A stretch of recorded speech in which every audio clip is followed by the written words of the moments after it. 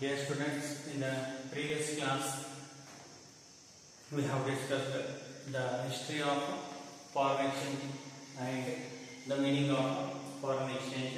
Let us today we will start with the foreign exchange market. So foreign exchange market is nothing but the exchange of goods from one country to another country which require one specific market for buying and selling of goods and services. That is what as foreign exchange market or FEMA. Foreign exchange market or FEMA. So it means the duty of the foreign exchange market is to supply or transfer goods from one place to another place in the form of one country to another country by way of aeroplane, by way of train or by way of ships. So depends upon the channels of distribution. They must have to transfer the goods from one place to another place. So in the foreign exchange market we have OTC. OTC is nothing but over the counter exchange market or over the counter exchange of India. So it is one of the participants in the foreign exchange market. And next one, that is foreign exchange market. In case of foreign exchange market, we have some data regarding how much of the percentage of transactions which took place in the worldwide currencies. For example, in euro to dollar, in euro to US dollar, we have 28% of transaction. Total 100% of transaction. Out of that, we have 28% of transaction between euro and that one of the US dollar. Next one, that is US dollar to yen. US dollar to yen, that is 14%. US dollar to yen, that is 14%. And that one of US dollar to pound, England pound, we have 9%. But the majority of the market, the majority of the foreign exchange market has to be done in only London. But the most traded currency, that is US dollar only. The most traded currency, that is only US dollar. And the next concept we have to come to know that who are the currency leaders. Currency leaders is nothing but the conversion of a currency or the swap. Conversion or swap of currency.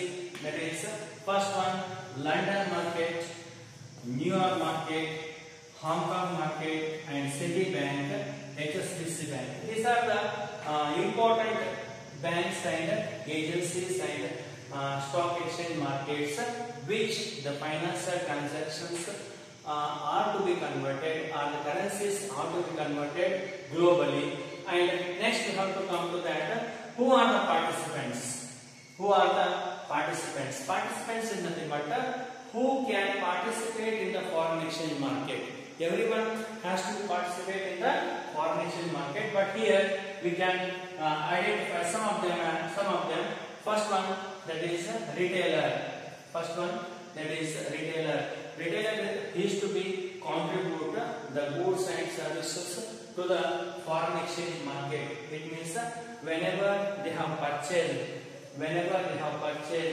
the finished goods from the seller, on the situation they must have to transfer the goods globally. For that sake, they will require the retailers. Second one, the wholesaler. The wholesaler is nothing but purchasing of goods bulkily, and transfer those goods and services throughout the globe.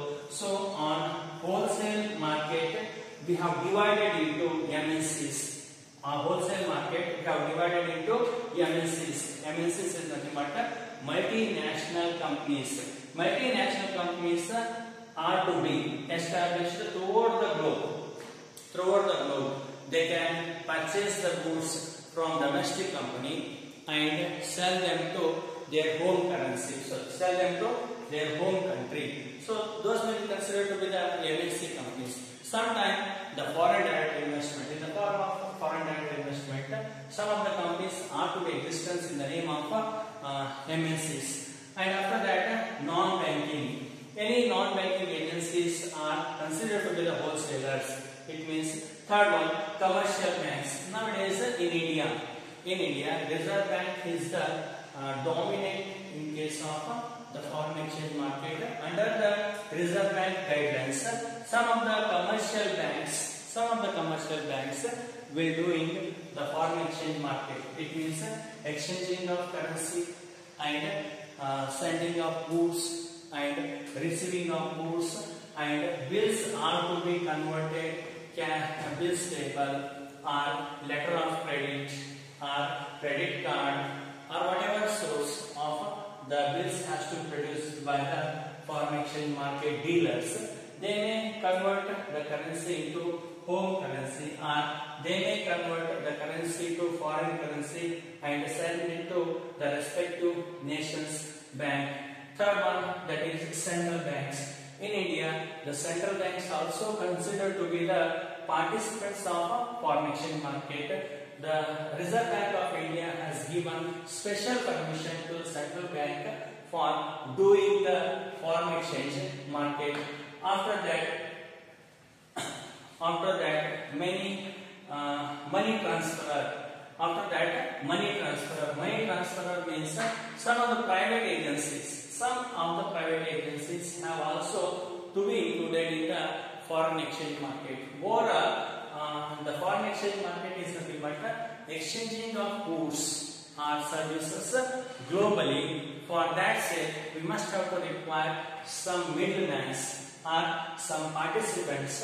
In the form of participants, we have retailer, wholesaler in case of MNCs, wholesaler in case of non-banking agencies, and the commercial bank. And third one, that is the central banks. In India, the Reserve Bank of India has given some special permission to do the foreign exchange market or foreign exchange transactions to central bank and the money transfer. So this is the concept of the foreign exchange market. This is the concept of foreign exchange market. Overall 100% market of foreign exchange, 28% of the market should be captured by euro and US dollar, and 14% American dollar and yen, and the pound and return of dollar is 9%. So this is the concept of today's class. In the next class we shall begin with the other concepts in case of the foreign exchange market.